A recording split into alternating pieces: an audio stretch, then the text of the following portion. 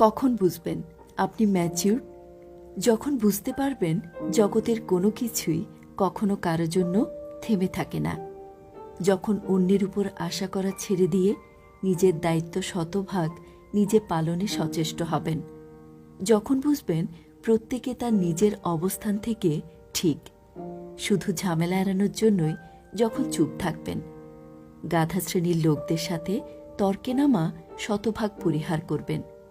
বিনা বাক্য ব্যয়ে অপমান হজম করা এবং রাগ নিয়ন্ত্রণে রাখা ম্যাচিউরিটির অন্যতম লক্ষণ।